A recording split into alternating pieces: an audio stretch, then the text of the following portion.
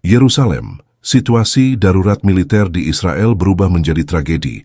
Mengejutkan setelah Panglima Angkatan Pertahanan Israel, IDF, Letnan Jenderal Eli Barak, tewas dalam sebuah serangan rudal Iran yang menghantam markas komando saat sedang berlangsung rapat darurat di Yerusalem.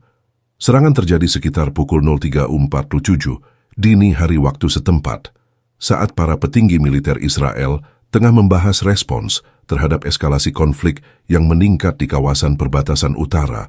Menurut sumber internal yang enggan disebutkan namanya, rudal yang digunakan diduga merupakan tipe balistik jarak menengah yang diluncurkan dari wilayah Iran dengan target presisi tinggi. Sistem pertahanan udara Iron Dome yang selama ini dibanggakan IDF gagal mendeteksi rudal masuk tersebut,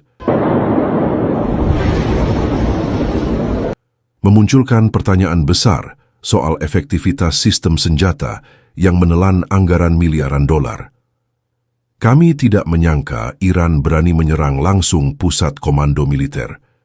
Tapi ternyata bukan cuma berani, mereka juga berhasil, ujar salah satu perwira dengan ekspresi campur aduk antara terkejut dan heran, sebelum akhirnya diberhentikan karena terlalu jujur. Serangan tersebut langsung menewaskan Panglima IDF di tempat, bersama 7 perwira tinggi lainnya.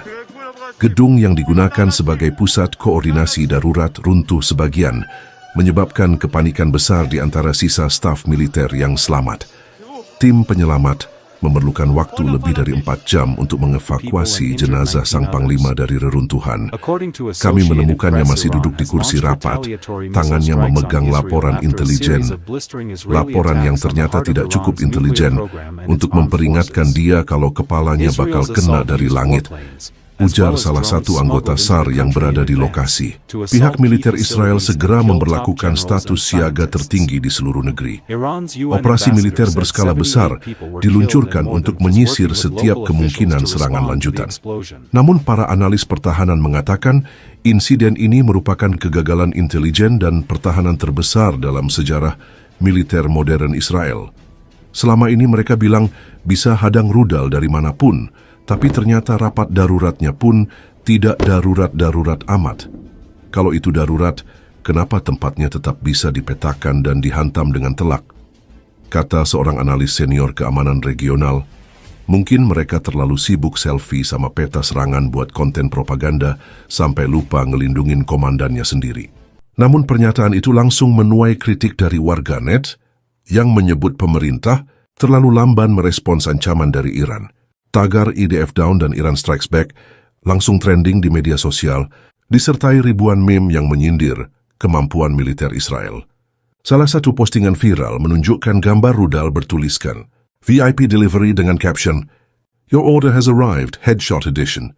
Sementara itu, Kementerian Pertahanan Iran mengeluarkan pernyataan ambigu yang tidak secara langsung mengakui serangan, namun menyebut bahwa setiap tindakan agresi akan mendapat balasan sepadan. Sejumlah analis menyimpulkan bahwa Iran kini berani bergerak lebih terbuka dan frontal karena menilai bahwa struktur komando IDF telah melemah secara internal. Mereka melihat Israel seperti gajah besar yang lupa dia punya kaki lumpuh. Kata seorang pakar geopolitik. Dan sekarang kepala gajah itu sudah tidak ada.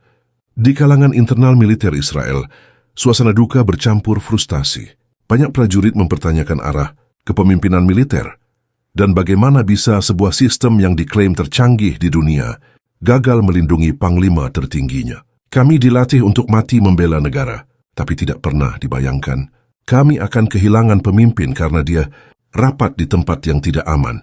Kalau rapatnya di bunker TikTok mungkin malah lebih aman, ujar seorang tentara yang dimutasi ke garis depan beberapa jam.